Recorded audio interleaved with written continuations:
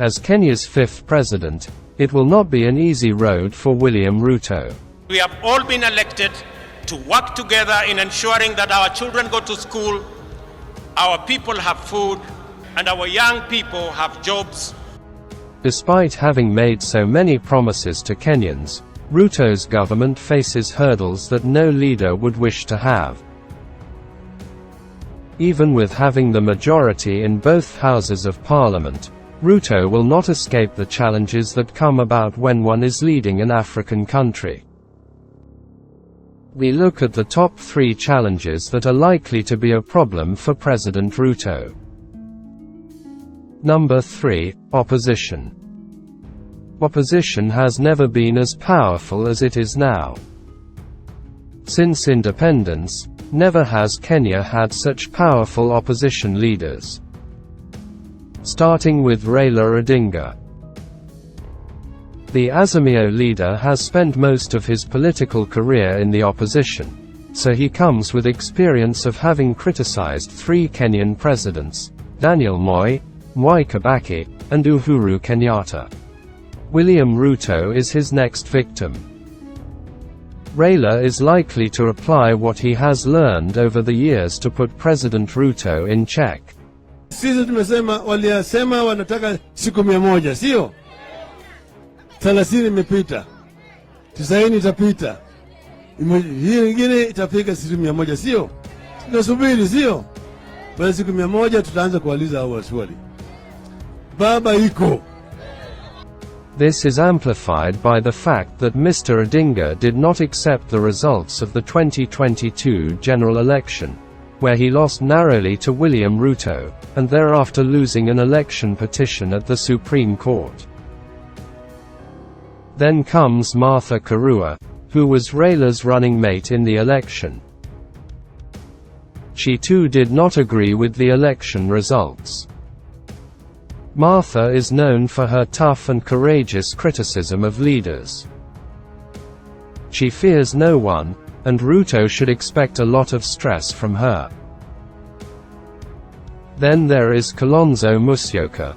The Wiper Party leader has been the most vocal in the Azimio coalition. So if there is proper vetting of some of these cabinet appointees, in fact since that time happened, I think one of them had some assault cases dropped against them.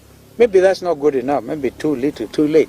I want to urge our members of parliament, the appointments committee, is it also being set up today? Yes. The appointments committee must take this matter very seriously. And I want to ask EAC and other governance institutions to really prove that what the Kenyan taxpayer has put on their table. Some of them have been governors, some of them have been whatever, and in the history, the charges that are supposed to be leveled against them. And I want to ask the DPP as well to cooperate in these matters. He has not shied away from criticizing almost every move made by the Kenya Kwanza government. Kalonzo will prove to be a challenge as he also has his eyes on the general election, where he hopes to run against Ruto.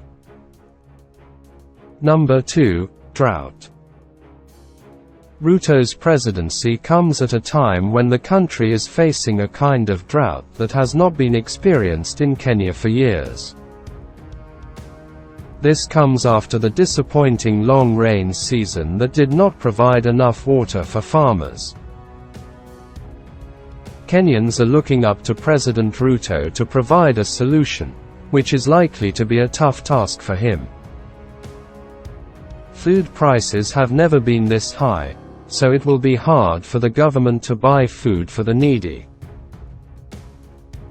One of his solutions is to borrow funds to either buy food or provide subsidies, but Ruto has reiterated that he is not keen on borrowing money, considering how the previous president Uhuru Kenyatta borrowed.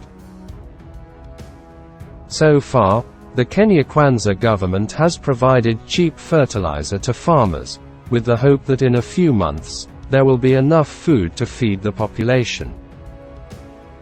This will only work if the short rains are sufficient enough for farming, because if they disappoint, Ruto's government will be in trouble.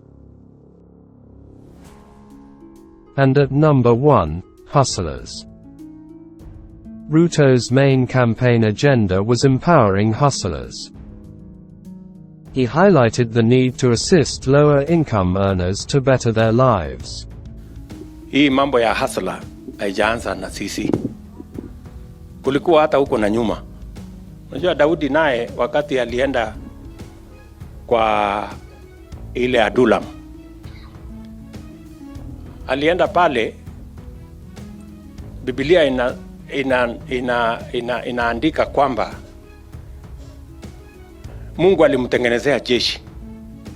Huyo mtu alikuwa alone, akamtengenezea jeshi. Kuna watu walikuwa na shida mingi, wengine walikuwa na madeni, wengine walikuwa nini, mahaslas tu wa dunia hiyo, ndio wakakuwa jeshi yake. Si namna hiyo?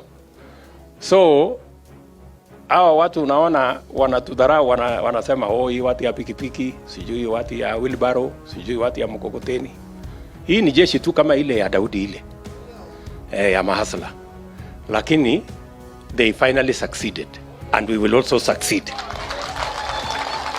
Biblia inasema Mungu atamtoa mtu mnyonge mavumbini. Ama namna gani? Verse 8 inasema Mungu atainua mtu fukara na maskini mpaka waketi meza moja na wafalme.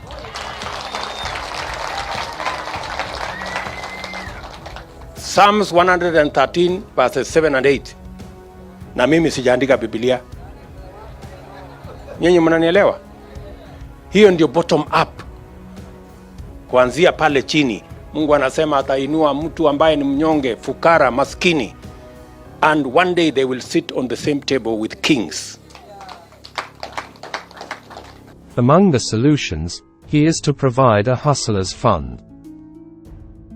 But the question is, where will this money come from, considering he has no plans to borrow from international organizations? Well, he has already answered this question, when he says that government will mostly be funded by taxes and savings.